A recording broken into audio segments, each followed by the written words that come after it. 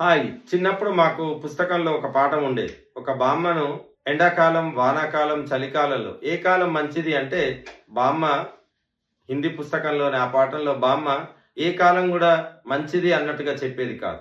ప్రతి కాలంలో ఒక ప్రాబ్లమ్స్ ఉంటాయని జెప్పేది. మనకిప్పుడు మంచి వింటర్ నడుస్తుంది. చాలా చల్లగా ఉంది. సో, వింటర్‌లో ఫిజిక్స్ ఏంటో చూద్దాం. We will see the physics in winter. So, మనకు వింటర్ రాగానే మనకు చాలా చల్లగా ఉండడం వల్ల మన చర్మం పగుళ్ళొస్తుంది. పొడిబారిపోతుంది. పైనుండే టిష్యూస్ చనిపోతాయి. అంటే మీరిలా మీ వేలుతోని ఇలా అక్షరాలు రాసుకోవచ్చు. ఇలా అంటే పొడి పొడిగా రాలిపోతుంది. దురదొస్తుంది.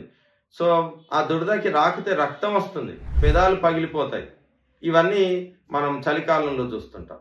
అలానే వణుకుతుంటాం. ఇట్లా ఈ దవడలు ఇలా అనడం లేదా శరీరం అంతా వణకడం చేస్తుంటాం. అట్లానే మీరు ఉదయం వాకింగ్‌కి గనక వెళ్తే గ్రౌండ్‌లో ఉండే గడ్డి పరకలపై అంటే గడ్డి పోచలపై మీకు నీటి బిందువులు కనిపిస్తాయి. లేదా మీ ఇంటి చెట్లపై నీటి బిందువులు లేదా బయట పార్కింగ్ చేసిన కారు లేదా టూ వీలర్ పైన మీకు తేమ బిందువులు కనిపిస్తాయి. Why do you see those dew dew water points? ఎందుకు గల కారణం? దీనికి గల కారణం ఏంటి? ఇవన్నీ మనం ఫిజిక్స్‌లో చూస్తాం. సో, ఎందుకు మనం ఈ వర్ష ఎందుకు చలికాలంలో మన శరీరం పగులుతుంది. మన చర్మం పగులుతుంది. పెదాలు పగులుతాయి. మిగతా అన్ని కాలాలతో పోలిస్తే చలికాలంలో గాలిలో తేమ శాతం హ్యూమిడిటీ అంటే water percentage in the air is very very very less. అంటే శీతాకాలంలో గాలిలో తేమ శాతం చాలా తక్కువ ఉంటుంది. కాబట్టి ఏం చేస్తుంది గాలి?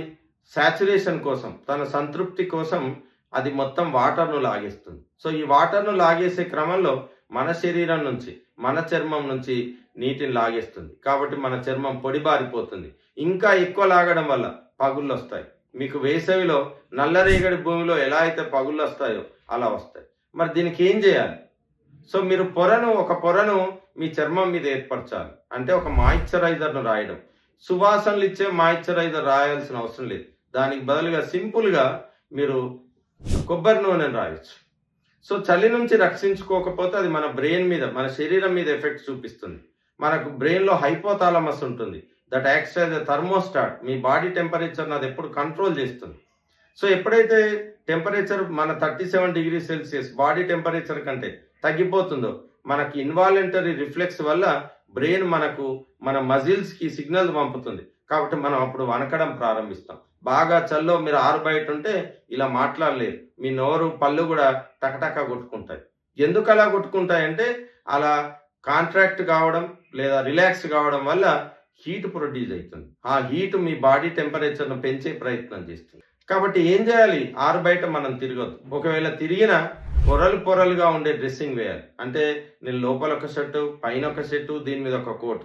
మీరు ఒక యూరోపియన్ కంట్రీస్‌లో చూస్తే వాళ్ళ కోట్ వేయడం అన్నది ఎందుకు వచ్చిందంటే వాళ్ళకి టెంపరేచర్ చాలా చాలా తక్కువ ఉంటుంది కాబట్టి. సో, మీరు చలికాలంలో మీరు లావు బ్లాంకెట్‌కు బదులు సన్నగా ఉండే 4, 5 బెడ్ షీట్స్‌ని కప్పుకొని పడుకున్నా మీకు వెచ్చగా ఉంటుంది. ఎందుకంటే ఒక పొరకి మధ్య గాలి ఉంటుంది. So, air is the insulator of the heat. అంటే మన శరీరం నుంచి వచ్చే వేడిని అది బయటకు పంపించదు. కాబట్టి వెచ్చగా ఉంటుంది.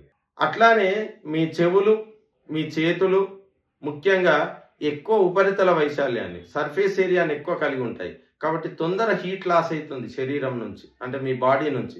కాబట్టి చెవులు మూసుకోవాలి. మూసుకోవడం అంటే ఒక మఫ్లర్ లాంటిదో, మంకీ క్యాప్ లాంటిదో మనం బిగించుకోవాలి.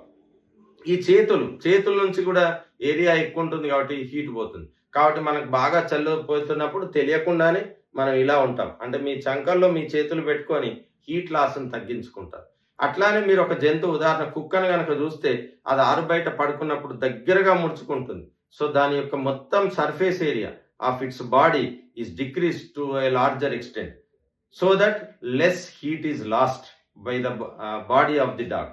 కాబట్టి మన శరీర ఉష్ణోగ్రతను తగ్గించుకోవాలంటే మీరు రోడ్డు మీద ఉన్న ముసలి వాళ్ళు లేదా బిచ్చగాళ్ళని చూస్తే ఆ చలికి వణుకుతూ దగ్గరగా ముడుచుకొని ఉంటారు. సో, ఉదయం వాకింగ్‌కి వెళ్తే మీ షూ తడిచిపోతుంది. ఎందుకు అంటే గడ్డి మీద నీటి బిందువులు ఉంటాయి. డ్యూ అంటాం. దట్ ఈస్ ఎందుకంటే కండెన్సేషన్ ఆఫ్ హ్యూమిడిటీ. సో, వింటర్‌లోనే ఎందుకు ఇలా జరుగుతుందంటే స్కై క్లియర్‌గా ఉంటుంది. కాబట్టి భూమి నుంచి ఎక్కువ హీట్ లాస్ అవుతుంది. టెంపరేచర్స్ డౌన్ అవుతాయి. వేరే కాలంలో అలా జరగదు. సో ఎప్పుడైతే హీట్ లాస్ అవుతుందో గాలిలో ఉండే తేమ, దట్ ఈస్ ద హ్యూమిడిటీ, అది కండెన్స్ అవుతుంది, అంటే సాంద్రీకరణం చెందుతుంది, మళ్ళీ నీటి బిందువులుగా మారుతుంది. అది వచ్చి చల్లగా ఉండే గడ్డి పోచల పైన పడిపోయి నీటి బిందువులు ఏర్పడతాయి. కాబట్టి మనకు డ్యూ ఏర్పడుతుంది చలికాలంలో. సో ముఖ్యంగా చలికాలంలో హ్యూమిడిటీ చాలా చాలా తక్కువ. కాబట్టి మనకు దానికి అనుగుణంగా మనం మన యొక్క జీవన విధానాన్ని మార్చుకోవాలి. మరీ ఎక్కువ టెంపరేచర్ డౌన్ అయితే మీకు స్లర్డ్ స్పీచ్ రావచ్చు, లేదా సరిగ్గా కనిపించకపోవచ్చు, హాస్పిటలైజ్ అయ్యే అవకాశం ఉంటుంది. ముఖ్యంగా వృద్ధులు, చిన్నపిల్లలు చలి నుంచి కాపాడుకోవాలి.